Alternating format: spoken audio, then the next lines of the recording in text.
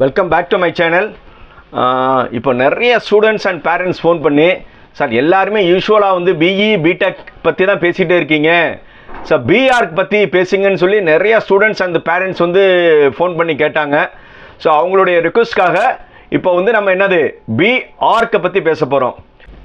இப்போ பிஆர்க்கான ரிஜிஸ்ட்ரேஷன் நம்ம டிஎன்இஏ ஆன்லைன் வெப்சைட்குள்ளேயே போங்க. மெயின் சைட் போனவுடனே கீழே பிஆர்க் ரிஜிஸ்ட்ரேஷன் சொல்லியிருக்கும். இப்போ வந்து பிஆர்க்கான ரிஜிஸ்ட்ரேஷன் நடந்துகிட்ருக்கு. இப்போ நீங்கள் பிடெக்கு எப்படி ரிஜிஸ்ட்ரேஷன் பண்ணீங்களோ அதே மாதிரி தான், புரியுதா? ஸோ நீங்கள் டிஎன்இ ஆன்லைன் வெப்சைட்குள்ளே போய் கீழே பார்த்தீங்கன்னா பிஆர்க் ரிஜிஸ்ட்ரேஷன் சொல்லியிருக்கும். அந்த பிஆர்க் ரிஜிஸ்ட்ரேஷன் வந்து இப்போ நீங்கள் ரிஜிஸ்ட்ரேஷன் பண்ணிக்கோங்க. பிஆர்க் வந்து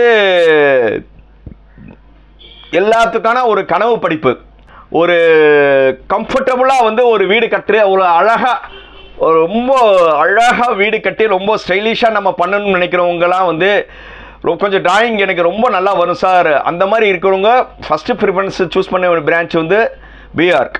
அந்த பிஆர்க்கு யார் இது பண்ணுறாங்கன்னா நம்ம அண்ணா யூனிவர்சிட்டி கண்ட்ரோலில் தான் இருக்குது. அதுக்கான இது வந்து என்னது, பட் பிஆர்க்கு ஆத்தரைஸ்டு யாருன்னா கவுன்சில் ஆஃப் ஆர்கிடெக்சர்னு சொல்லியிருக்காங்க. அவங்க செலெக்ஷன் ப்ராசஸ் என்ன செய்கிறாங்கன்னா நாட்டான ஒரு எலிஜிபிலிட்டி டெஸ்ட், இந்த நீட்டு சொல்லி வந்து எம்பிபிஎஸ் இருக்குல்ல, அவங்களுக்கு எம்பிபிஎஸ்க்கு நீட் இருக்க மாதிரி ஆர்கிடெக்சருக்கு கவுன்சில் ஆஃப் ஆர்கிடெக்சர் என்ன செய்கிறாங்கன்னா ஒரு நாட்டான எக்ஸாமினேஷன் பண்ணுறாங்க. அந்த பிஆர்க்குனாவே என்னது, கட்டடக்கலை. ஒரு கட்டடக்கலையை பற்றி நம்ம இப்போ பேசலாம்னு இருக்கோம். முதல்ல வந்து எல்லாத்துக்கும் ஒரு டவுட்டு, சார் அப்படின்னா சிவில்னா என்ன சார்? சிவிலும் வந்து பில்டிங் தானே கட்டுறாங்க, சிவிலுக்கும் ஆர்கிடெக்சருக்கும் என்ன sir main difference? Main difference என்னன்னா ரெண்டு பேருமே வந்து என்ன செய்கிறாங்க, வீடு தான் கட்டுறாங்க. ஆனால் வந்து சிவிலுக்கும் ஆர்கிடெக்சருக்கும் மெயின் என்ன டிஃப்ரென்ஸ் என்னன்னா, சிவில் படிக்கிறவங்க என்ன செய்வாங்கன்னா இரும்பு என்ன ஸ்டாண்டர்டு, என்ன இது சாயில் என்ன, அதுக்கேற்ற மாதிரி ஸ்டாண்டர்டுக்கு ஏற்ற மாதிரி வந்து ஒரு 10க்கு 10 அடி நீளம் 10 அடி அகலம் 10 அடி உயரத்தில் வந்து ஒரு ரூம் கட்டுவாங்க. ஸோ அந்த மாதிரி ஸ்டாண்டர்டாக வந்து கட்டுறவங்க வந்து சிவில். ஆனால் ஆர்கிடெக்சர் யாருன்னா ஹியூமன் கம்ஃபர்ட்டுக்கு ஏற்ற மாதிரி, ஹியூமன் கம்ஃபர்ட்டுக்கு ஏற்ற மாதிரி ஆஸ்தெட்டிக்காக பண்ணுறவங்க யார்? ஆர்கிடெக்சர். இப்போ வந்து ஒரு சிட்டிக்குள்ளே வந்து ஒரு வில்லேஜில் இருக்கிறவங்க சிட்டியில் வீடு கட்டுறாங்க. ஸோ வில்லேஜில் இருந்தால் ஒரு பெரியவர் அவர் எப்படி இருக்கணும், அவருக்கு ஒரு காத்தோட்டமாக ரொம்ப ஸ்பேசியஸாக அப்படி ஒரு வீடு தான் அவர் விரும்புவார். ஏன்னா கிராமத்திலே இருந்து வளர்ந்தவர் வந்து எனக்கு வந்து வராண்டா இருக்கணும், அப்படி இருக்கணும், கொஞ்சம் ஸ்பேஸியாக விரும்புவார். யார்? ஒரு வில்லேஜ்லேருந்து ஒரு சிட்டியில் போகிறவர் அந்த மாதிரி எதிர்பார்ப்பார். பட் வந்து இப்போ ஐடி கம்பெனியில் ஒர்க் பண்ணுறவங்க இந்த மாதிரி இருக்கிறவங்க வந்து வீடு எப்படி எதிர்பார்ப்பாங்க? அதாவது அப்படியே படுத்து எந்திரிச்சோடனே முன்னாடி எனக்கு இது இருக்கணும், நடந்த உடனே பாத்ரூம் இருக்கணும், எல்லாமே வந்து அப்படி எட்டி பார்த்தா வந்து பால்கனி இருக்கணும். ஸோ எல்லாமே வந்து அவங்க எப்படி எதிர்பார்ப்பாங்கன்னா ரொம்ப கம்ஃபர்டபுள், எல்லாமே வந்து அவங்க அதிக நகராத மாதிரி உட்காந்த இடத்துலையே வந்து அவங்களுக்கு எல்லாமே இதாக இருக்கிற மாதிரி விரும்புகிறவங்க தான் யார்? ஐடி இப்போது சிட்டியில் இருக்கிறவங்க. ஸோ அவங்களுடைய ஹியூமனோட இதை புரிஞ்சு அவங்களுக்கு ஏற்ற மாதிரி வந்து வீடு கட்டுறவங்க தான் யார்? ஆர்கிடெக்சர். அவங்க மெயின் ஆர்கிடெக்சரில் வந்து அவங்க என்னென்ன கன்சிடர் பண்ணுவாங்கன்னா, முதல்ல வந்து எந்த இடத்துல வீடு கட்ட போகிறோம், அந்த வீடோட கிளைமேட் கண்டிஷன் பார்ப்பாங்க. ஒரு கிளைமேட் கண்டிஷன் என்னென்னா, இப்போ இடத்துல வந்து ஒரு சன்ஷெட் இருக்குது, இப்போ மேற்குலேருந்து காற்று வருதுன்னா எந்த இடத்துல வந்து நம்ம சன்ஷெட்டு வைக்கணும். ஸோ எந்த இடத்துல வந்து விண்டு அதிகமாக காற்று எந்த இடத்துலேருந்து வருது, காற்று எந்த பக்கம் வருதோ அந்த சைடை வந்து அவங்க என்ன செய்வாங்க, விண்டை ப்ரொவைட் பண்ணுவாங்க. எங்கே வேணுமா நம்ம ஜன்னல் வைக்கலாம்ல. ஸோ அதை வந்து பக்காவாக வந்து பிளான் பண்ணி பண்ணுறவங்க தான் என்னது, ஆர்கிடெக்சர். ஸோ அதான் சிவிலுக்கும் இதுக்கும் மேஜர் வித்தியாசம் என்னென்னா, ரெண்டு பேருமே பில்டிங் கட்டுவாங்க, இவங்க கொஞ்சம் ஹியூமன் கம்ஃபர்டபுளாக கொஞ்சம் ஸ்டைலிஷாக பண்ணுவாங்க. சிம்பிளாக சொல்லணும்னா எல்லாருமே தோசை சுடுவாங்க, அந்த தோசையில் வெங்காய தோசை கறி தோசை சொல்லி ஸ்பேசியஸாக கொஞ்சம் லக்ஸரிஸ் பண்ணி பண்ணுறவங்க தான் யார்? ஆர்கிடெக்சர். ஸோ இந்த ஆர்கிடெக்சர் படிக்கிறதுக்கு என்ன சார் எலிஜிபிலிட்டி? ஸோ ஆர்கிடெக்சர் பண்ணுறதுக்கு மெயின் எலிஜிபிலிட்டி என்னென்னா, அவங்க வந்து ஃபிசிக்ஸ் கெமிஸ்ட்ரி மேக்ஸ் இந்த மூணுலேயும் வந்து அக்ரிகேட் எவ்வளோ இருக்கணும்னா 50% இருக்கணும். ஃபிசிக்ஸ் கெமிஸ்ட்ரி மேக்ஸ் இதில் வந்து 50% இருக்கணும்.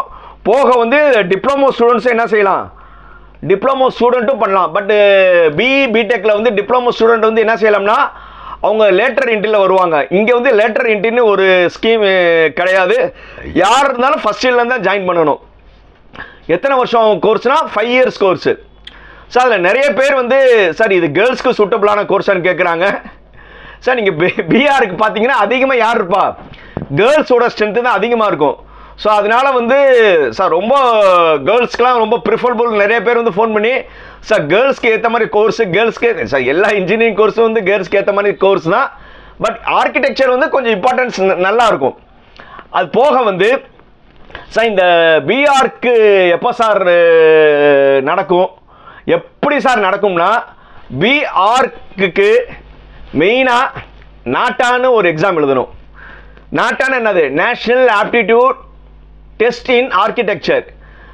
இந்த டெஸ்ட் வந்து கம்பல்சரி, நாட்டா எக்ஸாம் கம்பல்சரியாக எழுதணும். இப்போ நாட்டா வெப்சைட்டில் போய் ஓப்பன் பண்ணிங்கன்னா இப்போ நாட்டா டெஸ்ட் எழுதுறதுக்கான இது நடந்துகிட்டு இருக்கு.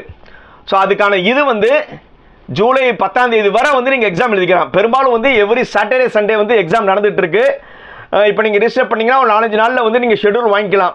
ஆல்மோஸ்ட் வந்து ஜூலை 10 வரை இருக்குன்னு நினைக்கிறேன். அதுக்கு முன்னாடியே வந்து நீங்கள்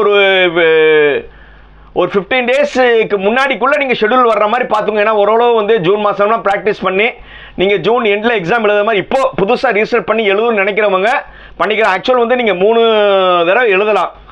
ஏன்னா இப்போது நீங்கள் போனீங்கன்னா 3 தடவை எழுதுறதுக்கான வாய்ப்பு கம்மி. ஒரு 2 தடவை எழுதலாம். 2 பண்ணாலும் ஆவரேஜ் தான் எடுப்பாங்க. ஸோ பெட்டர் வந்து இப்போது எழுதுறோம்னு நினைக்கிறவங்க ஒரு டெஸ்ட்டு நல்லா ப்ரிப்பேர் பண்ணி பண்ணுங்கள். பிஆர்க்கோட செலெக்ஷன் ப்ராசஸ் எப்படின்னா, நாட்டால 200 மார்க்கு, நல்லா நோட் பண்ணிக்கோங்க. நாட்டா டெஸ்ட்டில் 200 மார்க்கு போக உங்களுடைய +2வோட டோட்டல் மார்க். ஸோ மற்ற இடத்துல ஃபிசிக்ஸ், கெமிஸ்ட்ரி, மேக்ஸ் சொல்லுவாங்க, அப்படி கிடையாது. உங்களுடைய +2வோட டோட்டல் மார்க்கு. இப்போ +2வோட டோட்டல் மார்க்கை வந்து 200க்கு கன்வெர்ட் பண்ணிக்கணும். ஸ்டேட் போர்டுக்காரங்க 600க்கு டோட்டல் 600க்கு எழுதியிருப்பீங்க, அதை வந்து 200க்கு கன்வெர்ட் பண்ணிக்கோங்க. அதே மாதிரி சிபிஎஸ்சிக்காரவங்க வந்து 500க்கு எழுதியிருப்பீங்க, அவங்களும் உங்கள் டோட்டலை வந்து 200க்கு கன்வெர்ட் பண்ணிக்கோங்க. டோட்டல் 200 ப்ளஸ் வந்து நாட்டாவோட மார்க்கு. நாட்டாவோட மார்க் என்னன்னா, மொத்தம் வந்து 3 மணி நேரம் நாட்டா எக்ஸாம் நடக்கும். அந்த நாட்டா எக்ஸாம் வந்து பார்ட் ஏ, பார்ட் பின்னு 2 இருக்கும். பார்ட் ஏ வந்து ஒரு 90 மினிட்ஸு, பார்ட் பி வந்து ஒரு 90 மினிட்ஸு. பார்ட் ஏல வந்து என்ன மாதிரி உங்களுக்கு கொஸ்டின்ஸ் இருக்கும்னா, டிராயிங் அண்ட் காம்போசிஷன் டெஸ்ட். என்னது, drawing and composition test. So அது வந்து என்னது, ஒரு 3 கொஸ்டின்ஸ் இருக்கும். அதில் வந்து பார்ட் ஏல மொத்தம் 3 கொஸ்டின் என்னென்னா, காம்போசிஷன் கலரிங் ஒன்று, ஸ்கெட்சிங் அண்ட் காம்போசிஷன் ஒன்று, அடுத்து 3D காம்போசிஷன் ஒன்று. ஒன்றுக்குமே 25, 30 மார்க் இருக்கும். ஸோ இந்த மார்க் வந்து ஒரு 80 மார்க்குக்கு.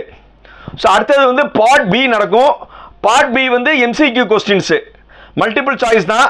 அதில் B1ல வந்து ஒரு 30 கொஸ்டின்ஸ், ஒரு கொஸ்டின்ஸ்க்கு 2 மார்க் மணிக்கு 60. அடுத்த B2ல வந்து ஒரு 15 கொஸ்டின், அது ஒரு 4 மார்க் மணிக்கு, அது ஒரு 60 மார்க்கு. மொத்தம் 120. பார்ட் ஏல ஒரு 80, மொத்தம் 200 மார்க்கு. இந்த 200 மார்க்கில் வந்து நீங்கள் வந்து மினிமம் எலிஜிபிலிட்டி நீங்கள் 80 மார்க் எடுத்தாவே போதும். நீங்கள் 80 மார்க் இருந்தால் வந்து நீங்கள் வந்து நாட்டால் வந்து எல்லாமே கிடச்சிரும். மொத்தம் வந்து தமிழ்நாட்டில் வந்து 99 காலேஜஸ் இருக்குன்னு நினைக்கிறேன். நீங்கள் நாட்டா வெப்சைட்டுக்குள்ளே போய் நீங்கள் டவுன்லோட் பண்ணிங்கன்னா உங்களுக்கு எல்லாமே இருக்கும். ஸோ அதனால் வந்து B.Arch it's a very good course. எல்லாருமே ட்ரை பண்ணுங்கள். பிடெக் ட்ரை பண்ணுறவங்க வந்து வெல் அண்ட் குட். பட் வந்து சார் கொஞ்சம் வந்து நான் ஆர்கிடெக்சர் பண்ணணும்னு நினைக்கிறவங்களுக்கு இன்னும் வந்து நாட்டாவோட இது எக்ஸாம் எழுதலாம். பிடெக்கு அப்புறம் தான் வந்து என்ன நடக்கும், அந்த கவுன்சிலிங் நடக்கும். ஸோ அதனால வந்து நார்மல் வந்து இந்த கவுன்சிலிங் இடத்துல தான் நடக்கும். ஆல்மோஸ்ட் அது முடிஞ்ச பிறகு கூட இருக்கலாம். ஸோ அதனால வந்து எல்லாருமே பிஆர் ட்ரை பண்ணுங்க. மீண்டும் சார் இன்னொன்று, எல்லாத்துக்கும் சார் நாட்டா பற்றி டீட்டெயிலாக ஏதாவது வீடியோ வேணுமா சார்? நீங்கள் வந்து பிஆர் பற்றி சொல்லிட்டீங்க சார், நாட்டா எக்ஸாமினேஷன் பற்றி சொல்லணும்னு நீங்கள் நினச்சிங்கன்னா கமெண்டில் வந்து ப்ளீஸ் ப்ரொவைட் நாட்டான்னு சொல்லி கமெண்ட் பண்ணுங்கள். நான் கண்டிப்பாக வந்து நாட்டாவை வந்து எப்படி இது பண்ணணும், எப்படி கிளியர் பண்ணலாம், என்னென்ன மாதிரி கொஸ்டின்ஸ் இருக்கும் எல்லாமே சொல்கிறேன். இந்த மாதிரி நாட்டாவை பற்றி சொல்லணும்னா எல்லாருமே கமெண்ட் பண்ணுங்கள். எல்லாருமே வந்து இந்த வீடியோ பார்த்துட்டு இருக்கீங்க, ஆனால் யாருமே நீங்கள் என்ன செய்ய மாட்டீங்க, சப்ஸ்கிரைப் பண்ண மாட்டீங்க. ஸோ எல்லாமே சப்ஸ்கிரைப் பண்ணுங்கள், பெல் பட்டன் பண்ணுங்கள், கமெண்ட் பண்ணுங்கள், லைக் பண்ணுங்கள். ஸோ மீண்டும் அடுத்த வீடியோவில் சந்திக்கும் வரை பாய் பாய்.